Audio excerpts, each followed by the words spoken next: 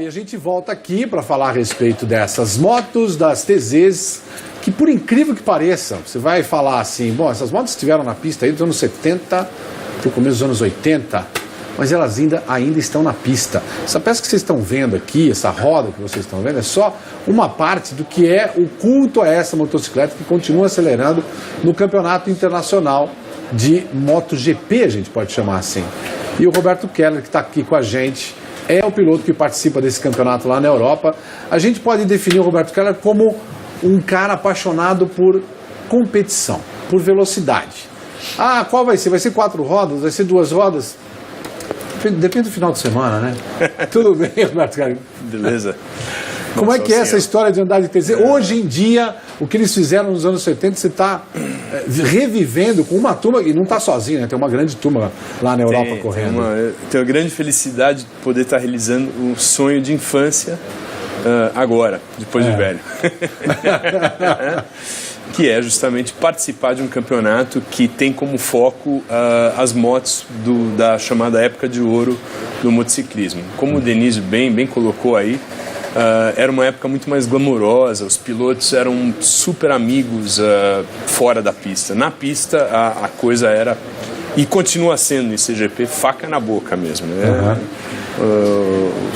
O pau come na pista, mas fora da pista todo mundo é amigo, todo mundo se ajuda, e esse é o espírito predominante aí no ICGP, International Classic Grand Prix. Que é uma prova que, inclusive, você vai trazer para o Brasil aqui, é a última etapa do ano. É um campeonato que acontece todo ano, basicamente com provas em diversos países na Europa, diversas pistas míticas aí. E a última etapa vai acontecer em 23 de outubro, em Goiânia, uma pista que já teve grandes prêmios, aqui no Brasil também tem essa tradição de hospedar grande prêmio, e vai hospedar o grande prêmio clássico dessa vez.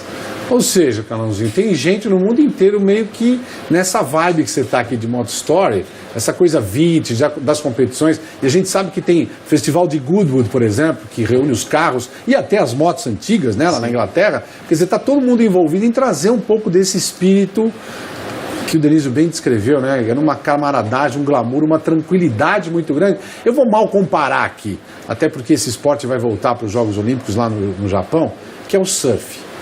O surf, eu acho que tem um pouco dessa coisa de camaradagem, dos caras curtirem a natureza, curtirem o trabalho um do outro e se ajudar. Eu acho que é mais ou menos isso que os caras recuperam nessa competição. O mundo, os países desenvolvidos cultuam muito a sua história, né? Para fazer aquele trabalho que nós fizemos do Netinho, eu tive que ligar para a AMA e pedir as fotografias que eles tinham guardadas desde 1983. Acho que a maior motivação do nosso projeto, do Moto Story, é justamente resgatar a nossa história, os nossos ídolos, né? Os nossos grandes eventos, os nossos grandes pilotos.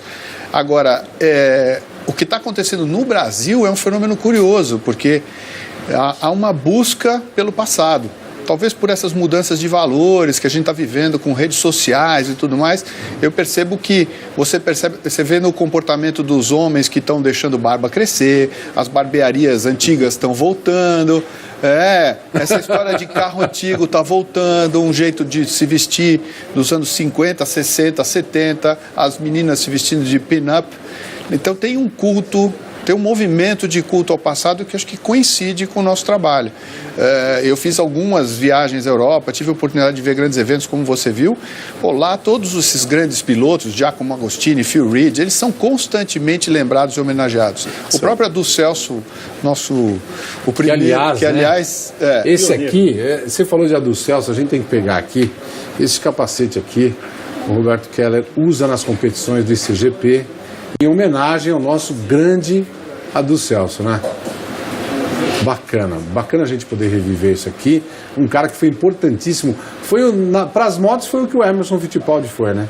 Foi o primeiro brasileiro a vencer uma etapa de Ganhou uma etapa de mundial em 73 lá na Espanha. E ele, durante boa parte da vida dele, ele foi lembrado por essa vitória na Europa.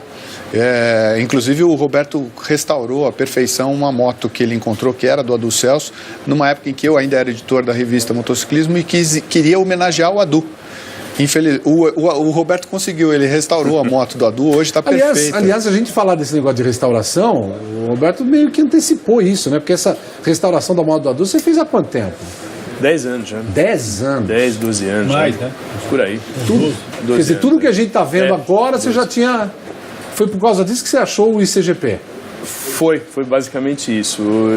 Eu vim do motociclismo fora de estrada, eu sempre gostei de andar fora de estrada.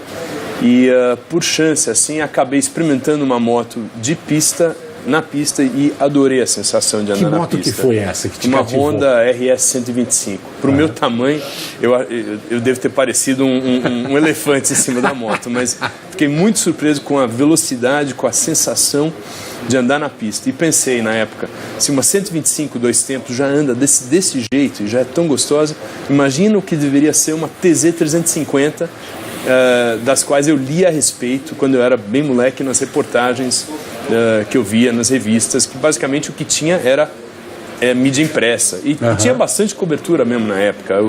Os nomes eram mitos para mim. Não é? O grande Denizio, Tucano e o Adu, sobretudo, eram figuras assim fantásticas para mim. Essa cruz de Lorena no capacete do Adu era uma coisa mítica para mim, era uma coisa muito impressionante. Me impressionou muito como menino de 10, 12 anos. A gente tem imagens da competição, das provas que você tem feito. O que eu queria saber era como é que você entra em contato com esse mundo, descobre que os caras lá fora estão fazendo um campeonato com essas motos, e contar curiosidade, como é que é você achar peça para essas motos, que continuam sendo motos antigas, totalmente restauradas, né? Sim, mas as motos são, como o Denise falou, motos que foram feitas a partir de uma certa época. A Yamaha começou a produzir motos em linha de produção, achou um nicho, um filão para vender motos e também para reforçar a imagem dela de competição, de etc. Dominou o mercado. Total. Então, realmente, nessa época, o foco da Yamaha era esportividade. E eles acharam um filão em vender motos de pista para pilotos pilotos privados, que podiam ir numa concessionária, comprar uma moto que punha eles em nível de igualdade com pilotos de fábrica. Você sabe que a gente está vendo essas imagens agora da corrida? Essa aqui é Assen, né, na Holanda. Isso. E eu estou imaginando, você já convidou para a prova de aqui, você já convidou o Tucano, já convidou o Denizio. O Denizio estava olhando bem essa imagem. Não sei, acho que ele vai copiar isso daí e levar para treinar, hein? Essa prova é Mallory Park, na Inglaterra. Foi na Inglaterra, Mallory Park, ok. Isso. Mas eles estão convidados a estarem no evento e serem homenageados como os pilotos da época de ouro do motociclismo. Nós contamos com a presença de diversos pilotos que marcaram essa época e que realmente puseram o Brasil em evidência no motociclismo como nunca antes, né? Denizio, você vê essas imagens aí, você lembra de andar? Já dá para recuperar um pouco daquela sensação de andar de TZ? Olha, é uma emoção andar por exemplo, na minha época de jovem, que a moto exige muito, né? É óbvio. Hoje já não poderia me dar do jeito que eu me dava fisicamente falando. Agora, o cérebro não fica velho, não é isso? Graças a Deus. Agora, você tem que se amoldando conforme o tamanho, né? Eu hoje participo de competição, eu corro numa categoria de carros clássicos, né? E é mais fácil, hein? Aliás, hoje não, né? Já faz um bom tempo que você está nesse filão, né? Eu conheci o Denizio numa brincadeira desenvolvendo carro e tudo mais. Agora, o Denizio ganha corrida de coisa a motor há 50 anos. Pois é, só isso. Há 30 anos atrás a gente participar no Campeonato do Mundo, ou participar em eventos assim, com a elite do motociclismo, como eu tive a oportunidade de participar, e disputar com as TZ, porque a TZ, você pegava uma de ponta e pegava uma que não era de ponta, a diferença era nada, entendeu? Ou quase nada. Que é mais ou menos o que a gente está vendo aqui, ó. Essa aí já é a prova de Assen, né? O pessoal tem já ícone da TZ, que na época era o Sarin, que era o campeão do mundo em 73, né? O Jarno Sarin, não, em 72. Em 73 ele faleceu em maio, lá em Imola. E esse cara era simplesmente para nós o ídolo maior. Ele tinha uma moto igual a nossa. Suspensão, freio, direção, tudo igual. Então, quando você entrava na pista, ele podia ter um pouco mais de série de curva, porque o motorzinho dele era feito por um tal de Nob Crack lá, que poderia fazer alguns AKPzinhos a mais ali, um trabalhinho, mas era coisa que, se de repente, você poderia até tentar pegar. Tentar, porque pegar não conseguia. Tirava no braço também. Mas não dava para tirar no braço, porque ali era extremo limite, né? Mas você estava perto. entendeu? E era isso que estimulava. E eu imagino que o cara esteja na prova nesse campeonato exatamente por causa disso, né? Porque realmente andar numa moto dessas é uma coisa indescritível. Realmente é um chute de adrenalina, é uma potência que te empurra. E motor 2 tempos realmente é algo que eu acho que o mundo sente um pouco de falta hoje, né? Quem andou de 2 tempos sabe o que é realmente o chute que uma TZ bem preparada dá. E nessa prova de Goiânia vamos ter 250 e 350, é isso? O campeonato contempla essas duas categorias que andam juntas e são premiadas em 2 pódios separados. Perfeito. Essa roda que nós temos aqui, quando eu fui fazer uma visita para o Roberto Keller e vi essa roda aqui exposta, falei assim, cara, olha que demais, tomada de ar, a roda de alumínio, cara, conta pra gente, Roberto. Essa é uma roda que sobrou enfim, é uma peça que acabei não usando, mas é uma roda traseira de TZA, que é a primeira série de TZ e também comum às TR3 que vieram antes, que ainda é refrigerada a água. Era a mesma moto,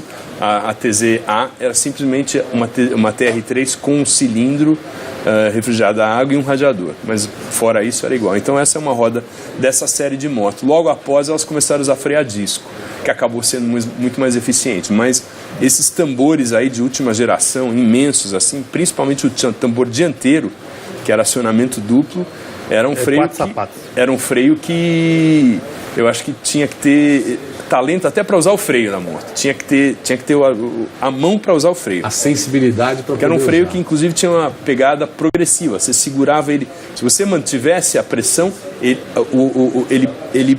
freava mais geometricamente. É isso? Conta pra gente, Denise, como é que é. Eu tenho a oportunidade de andar com essas motos e fora, principalmente, no limite extremo, né, de freio. Sim. Então os freios que vinham com as lonas originais, que eram umas lonas mais suaves, para não travar, porque a progressividade do freio não é como o freio a disco, que você freia progressivo e era muito brusco. Então lá fora se punha os freios, colocava as lonas, punha o freio da lona da Ferrodo, que era um absurdo. Você, com o dedinho você brecava, a bicha já pum, mas freava muito. Tanto é que numa oportunidade o Tucano ainda andou com o Wilsinho, prestou uma moto para o Wilson Fittipaldi, num intervalo de corrida, e o Wilsinho andou numa TZ, e quando ele parou no box, falou ponto mais alto, ponto mais fraco. Ele corria de Fórmula 1 já. Foi em 74, por aí. Aí o Wilson falou, assusta o freio. O que para. Então, lá fora, se você não podia... O cara que era piloto de Fórmula 1, tinha dado de carro de 1000 Ele estava na Fórmula 1, ele visitou a gente e curiosidade de querer conhecer. O Tucano até acompanhou ele. E se ele me fala a memória, ele foi com a minha moto, ou vice-versa, não sei. E o cara falou, que freio é um absurdo. E nós aqui, no Brasil, ainda corremos às vezes com a lona original da fábrica, que era uma lona suave, porque tinha muito principiante que pegava a moto, comprava na loja e... Agora a Ferrodo era um absurdo. Era saia fumaça aquilo, tanto que freava aquilo lá. Bom, essas rodas aqui a gente não vai ver no ICGP lá em Goiânia. Esse tipo de roda o pessoal não usa mais. Até tem algumas motos que... Tem uns caras que, pela curtição, entram com TZA mesmo para andar. Não, mas eu vou dizer para você que isso aí freia muito. Uma vez acertado, não há dúvida. Olha, gente, você sabe que esse papo aqui que a gente está tendo é só uma parte do papo, porque o Moto História, inclusive, hoje mesmo está fazendo uma reunião com essa turma toda, e se você estiver em São Paulo, você pode ir lá, bater papo com eles. Onde é que é? Vai acontecer no Johnny Walsh, na Gomes de Carvalho, terminando o programa, a gente vai reunir lá Denísio Tucano, Alexandre Barros, Netinho, Marco Antônio Greco, Paulo Tonhoque. Os Tesudos todos é o nome do evento. A geração... Tesouros, nada. Ele era garoto propaganda. O Alexandre contou uma história aqui de estar treinando em Interlagos, treinando largada, empurrando a moto parada para ligar, e ele com a garota do lado fazendo fotos da moto Gladson Coca-Cola. O Alexandre falou assim, um dia eu chego lá. Eles eram os caras, eles eram capa de jornal todo final de semana, campanha de cigarro, Hollywood. É o que a gente falou, a mídia... Não é que apoiava, esses caras faziam um espetáculo tão grandioso que não tinha como olhar para o outro lado. Era ir lá para registrar e distribuir essa informação. O motociclismo... Um grande prazer de ter contado essa história, partezinha dessa história para você. Esta edição do nosso Supermotor está chegando ao fim, espero que você tenha gostado. Você sabe que estamos todos nas redes sociais para a gente trocar informação aí a respeito do que a gente gosta, que é esporte a motor. Até a próxima edição então, tchau!